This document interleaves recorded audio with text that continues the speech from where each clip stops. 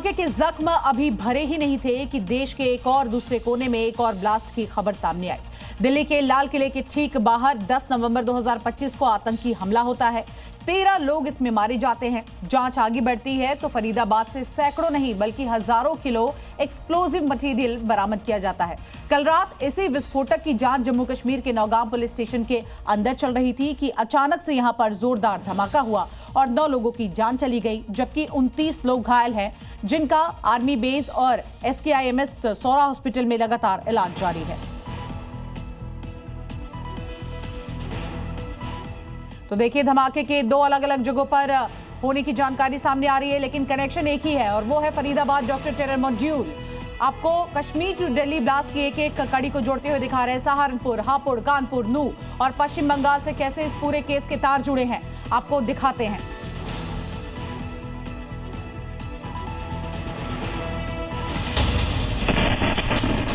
जानलेवा ब्लास्ट का CCTV video देखिए। आसपास के घरों की खिड़कियां धमाके से हिलती नजर आ रही हैं और ये वीडियो ऐसा है, इसे देखकर खिड़कियों के कांच की तरह आपकी रूह भी कांप जाएगी। दिल्ली धमाके से पहले बरामद किए गए जो विस्फोटक जम्मू कश्मीर में रखे गए थे, उनमें कल बड़ा ब्लास्ट हुआ। श्रीनगर के नौगांव पुलिस स्टेशन में शुक्रवार रात करीब 11:22 पर बड़ा धमाका हुआ, जो कई लोगों की मौत का कारण बना। अधिकारियों के मुताबिक ब्लास्ट उस समय हुआ जब पुलिस फरीदाबाद आतंकी मॉड्यूल मामले में जब्त विस्फोटक के सैंपल ले रही थी। जब नौगांव पुलिस थाने में नमूने लिए जा रहे थे, तभी धमाका हो गया इसमें। अभी पुलिस इसे हादसा बता रही है, लेकिन हर एंगल से जांच की जा रही है। The sampling process, the handling was being done with extreme caution, with utmost caution by the FSL team. However, unfortunately, during this course, last night around 11:20 p.m., an accidental explosion has taken place. अभी स्पष्ट नहीं हुआ कि क्या police station में पूरा 360 kilo विस्फोटक रखा गया था या फिर कुछ हिस्सा ही लाया गया था।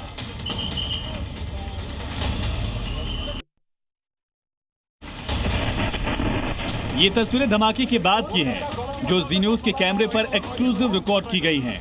जोरदार धमाके के बाद पुलिस थाने के बाहर खड़ी 1 दर्जन से ज्यादा गाड़ियों में आग लग गई। धमाके से आसपास के घरों को भी भारी नुकसान हुआ। घरों की खिड़कियां टूट गई हैं।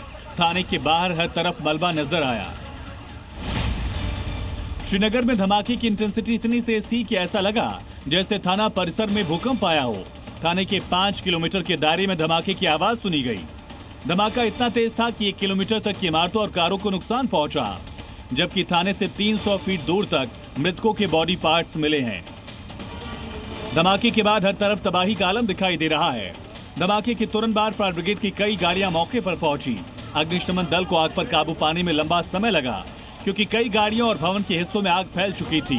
धुएं का बड़ा गुबार देर रात तक आसमान में देखा जा सकता था। हुआ बहुत ज्यादा जोर से, हम लोग कुछ सोए थे, कुछ जागे हुए थे और इतना ज्यादा धमाका हो गया, हम सहम गए। कुछ टाइम तो लगा सोचने में कि ये है क्या, एयर ब्लास्ट है या धमाका हुआ है या क्या जलजला है। तो बाद में पता चल, जब रोने की आवाज़ें आई औरतों की, जब औरतें बाहर निकली, मर्द बाहर निकले रोते हुए, तब पता चला कि ये ऐसा थाने में ऐसा हुआ है। सुनने में आया है कि खबर में आया है वो जो फरीदाबाद से बारूद लाया इधर, तो वही डैमेज हो गया।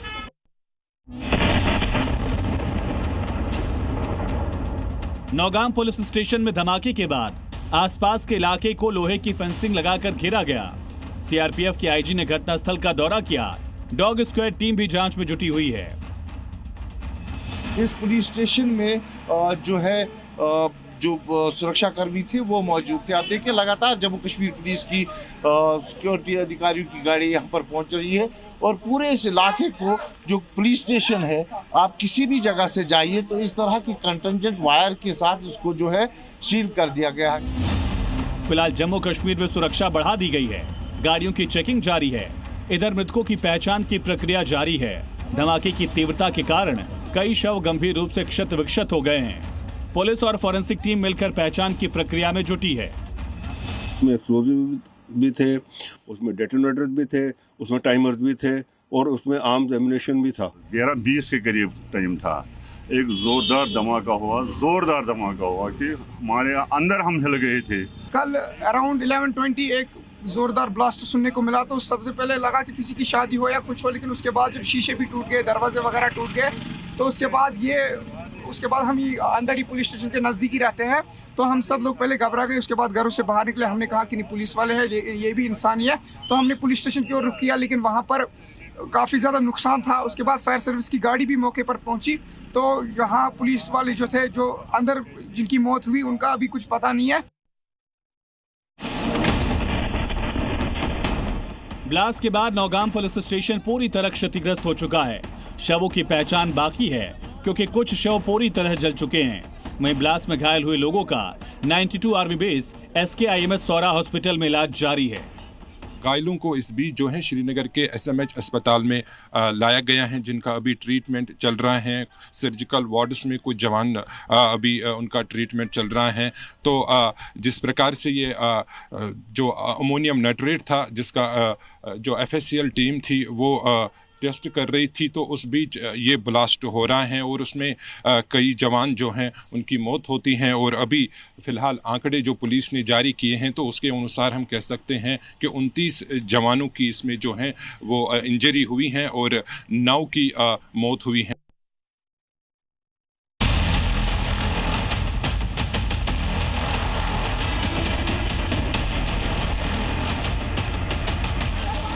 अब आपको ये बताते हैं कि फरीदाबाद का विस्फोटक नौगाम कैसे पहुंचा, साथ ही दिल्ली ब्लास्ट का नौगाम कनेक्शन क्या है। कहानी की शुरुआत होती है 19 अक्टूबर से। नौगाम पुलिस स्टेशन में इंटर स्टेट टेरर मॉड्यूल में पहली FIR दर्ज की गई। इसी आतंकी मॉड्यूल ने दिल्ली में ब्लास्ट किया और इसीलिए पहली FIR चूंकि नौगाम में थी, विस्फोटक कश्मीर के नौगाम ही लाया गया।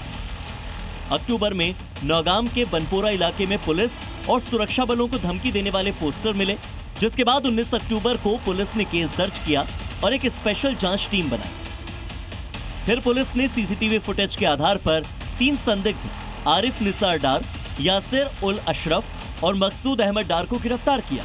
इन पर पहले से पत्थरबाजी के मामले दर्ज थे और इन्हें पोस्टर चिपकाते हुए देखा भी गया था। पूछताछ में शोपियां के पूर्व पैरामेडिक से इमाम बने मौलवी इरफान अहमद का नाम भी सामने आया, जिस पर पोस्टर देने और डॉक्टर्स को कट्टरपंथी बनाने का आरोप लगा।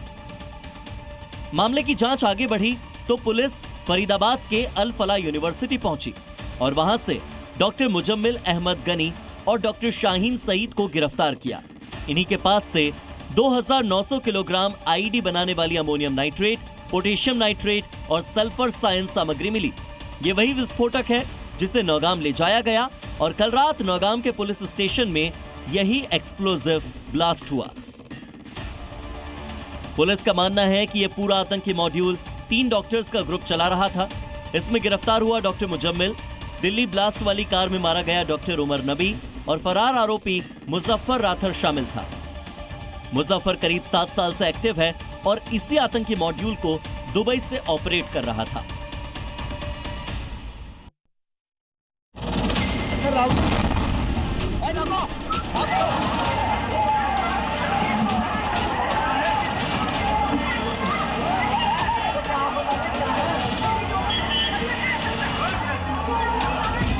अब बात करते हैं दिल्ली में हुए ब्लास्ट की, जिसका सीधा कनेक्शन कश्मीर से पाया गया। टीवी स्क्रीन पर दिल्ली धमाके की सबसे नई तस्वीरें हैं जो दिल दहला देने वाली हैं। लाल किला मेट्रो स्टेशन के गेट नंबर 1 के पास जहां ये बॉम्ब ब्लास्ट हुआ, उसके करीब 60 फीट नीचे मेट्रो लाइन है और इस धमाके ने मेट्रो स्टेशन को भी हिला दिया, जो पूरी तरह से तस्वीरों में देखा जा सकता है। CCTV फुटेज में साफ देखा जा सकता है कि underground Lal Qila metro station पर धमाका होते ही पूरा स्टेशन हिल उठता है। धमाका होते ही फूड शॉप पर रखा सामान, टेबल, कुर्सियां सब हिल गईं। स्टेशन में एंट्री कर रहे लोगों को समझ नहीं आया कि आखिर हुआ क्या। जांच के मुताबिक आतंकी उमर विस्फोट बनाने में एक्सपर्ट था और उसी ने ही यह विस्फोटक तैयार किया था। इसके अलावा फोरेंसिक टीम ने यह भी खुलासा किया कि इस तरह के एक्सप्लोजिव को ब्लास्ट करने के लिए 5 से 10 मिनट में तैयार किया जा सकता है।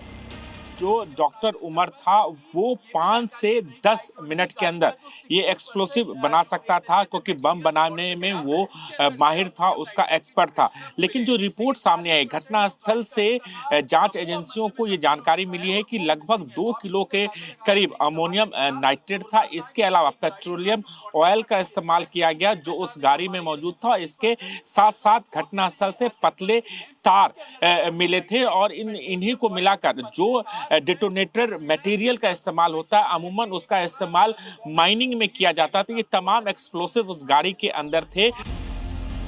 जांच एजेंसियों ने 10 नवंबर को दिल्ली की लाल किला पार्किंग में आने वाली हर गाड़ी की लिस्ट बनाई और इन गाड़ियों के नंबर्स को लेकर वाहन चालकों, मालिकों से पूछताछ भी की। उन सभी से पूछताछ की जा रही कि उन लोगों ने i20 कार को देखा था तो कितने लोग इस गाड़ी के आसपास थे। सभी को उमर की फोटो दिखाई गई जिससे पता लगाया जा सके कि उमर अपनी i20 गाड़ी में अकेला था या उसके साथ कुछ और लोग भी थे। दिल्ली वाली विस्फोटक कार यानी i20 कार को लेकर बड़ा खुलासा हुआ। ये कार 2 लाख में खरीदी गई। इधर दिल्ली ब्लास्ट मामले के मुख्य आरोपी आतंकी उमर का घर उड़ा दिया गया। जम्मू कश्मीर के पुलवामा जिले के कोइल गांव में आतंकी उमर नबी का घर गिरा दिया गया। नौगाम में ब्लास्ट हो या दिल्ली में धमाका हो, फरीदाबाद आतंकी मॉड्यूल में शामिल डॉक्टर शाहीन, उसका भाई परवेज अहमद अंसारी एक ऐसी कड़ी है जिसका एक सिरा दिल्ली ब्लास्ट से जुड़ता है तो दूसरा सिरा आतंकी संगठन जैश-ए-मोहम्मद से। इसलिए जांच एजेंसियां डॉक्टर शाहीन, उसके भाई परवेज की पूरी कुंडली खंगाल रही हैं। शाहीन, परवेज किन किन लोगों के संपर्क में थे, कौन कौन से शहरों से इनके तार जुड़े हुए हैं। अब तक जांच में परवेज का कनेक्शन लखनऊ में रह रहे कश्मीरियों से भी मिला है। अब लखनऊ के अलग अलग शिक्षण संस्थानों में कश्मीर के छात्र, टीचर्स, कर्मचारियों के बारे में जानकारी जुटाई जा रही है। परवेज के इंटीग्रल यूनिवर्सिटी में काम करने के दौरान उससे मिलने कौन कौन लोग आते थे, उनके बारे में ब्यौरा जुटाया जा रहा है। उसके घर से मिले मोबाइल और कॉल रिकॉर्ड भी खंगाले जा रहे हैं। वहीं परवेज ने सहारनपुर में क्लिनिक भी खोला था। सहारनपुर में परवेज के करीबियों की तलाश की जा रही है। सूत्रों से खबर है कि परवेज मालदीव में पाकिस्तानी हैंडलर्स के संपर्क में भी आया था।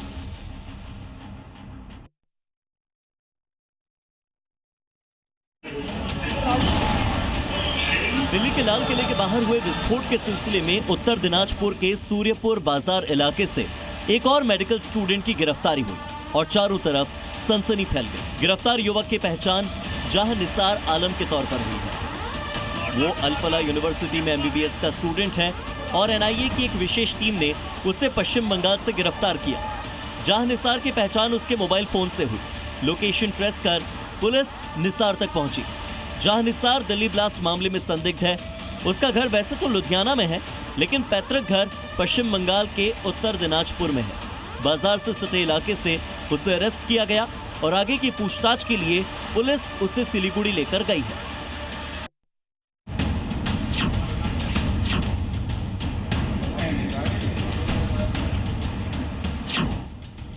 वहीं दिल्ली से लेकर नौगाम तक हुए ब्लास्ट का एपिसेंटर यानी फरीदाबाद का अल फलाह विश्वविद्यालय, जहां से 2 डॉक्टर्स, 2 स्टाफ समेत 5 अन्य लोगों को भी हिरासत में ले लिया गया है। जांच एजेंसियों ने अल फलाह यूनिवर्सिटी से 2019 से लेकर अब तक के सारे रिकॉर्ड्स मांगे हैं ताकि यहां होने वाली विदेशी फंडिंग की जांच हो। अल फलाह यूनिवर्सिटी के लेन देन की जांच के लिए आज ईडी की टीम भी ऑडिट करने पहुंच रही है। ये शक है कि विदेशों से यूनिवर्सिटी को फंड मिला था। तुर्की और जर्मनी से तकरीबन 11 करोड़ रुपए का फंड अल फलाह यूनिवर्सिटी को मिला था। सूत्रों के मुताबिक अल फलाह यूनिवर्सिटी के 15 डॉक्टर्स मिसिंग हैं, जो डॉक्टर मुजम्मिल से कांटेक्ट में थे। जांच एजेंसियों ने आतंकी मुजम्मिल की कॉल डिटेल्स के आधार पर उससे कई बार बात करने वाले डॉक्टर से संपर्क किया तो सबका फोन बंद आया।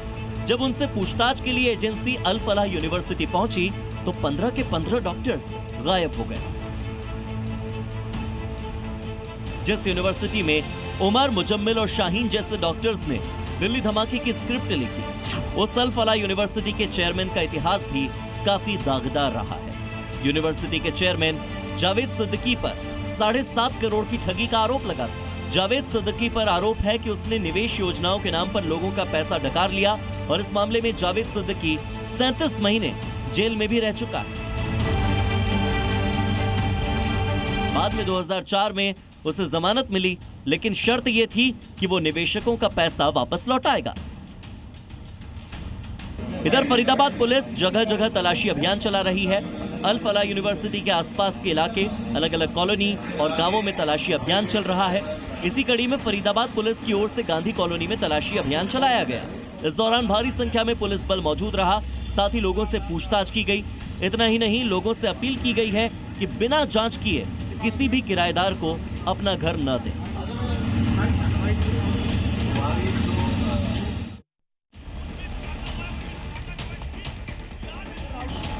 दिल्ली ब्लास्ट की जांच में एक के बाद एक बड़े बड़े खुलासे हो रहे हैं। सूत्रों से खबर है कि ये सभी साजिशकर्ता शहर शहर सीरियल ब्लास्ट कर विदेश भागने की फिराक में थे। अल फलाह यूनिवर्सिटी में काम करने वाले डॉक्टर मुजम्मिल और शाहीन की प्लानिंग ब्लास्ट करने के बाद भारत छोड़कर भागने की थी। जांच में कुछ ऐसे तथ्य सामने आए हैं जिनसे खुलासा हुआ कि शाहीन ने भारत छोड़कर अरब जाने की तैयारी पूरी कर ली थी। इस संबंध में पासपोर्ट वेरिफिकेशन के लिए उसने आवेदन भी भेजा था।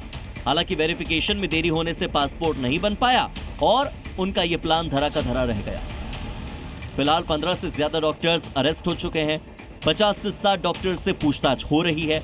15 डॉक्टर्स मिसिंग हैं और इधर यूपी में काम करने वाले कश्मीरी मूल के करीब 200 डॉक्टर्स और मेडिकल स्टूडेंट जांच एजेंसियों की रडार पर हैं। सूत्रों के मुताबिक डॉक्टर शाहीन लगातार यूपी में काम करने वाले 30 से 40 डॉक्टर्स के संपर्क में थी। पूछताछ के लिए एटीएस की एक टीम दिल्ली है तो दूसरी श्रीनगर जाने की तैयारी में है।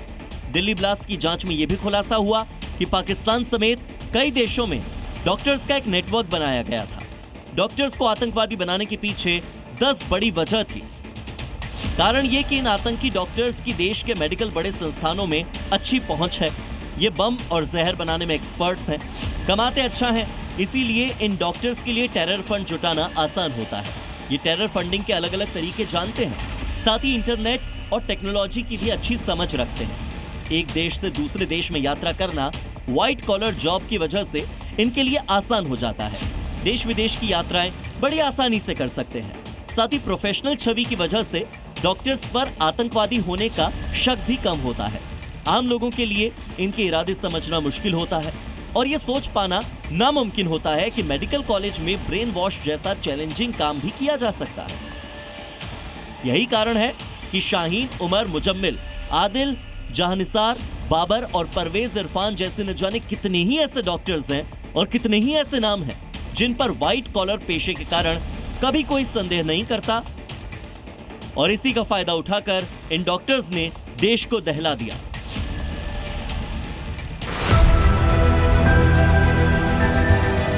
There has been a lot of debate.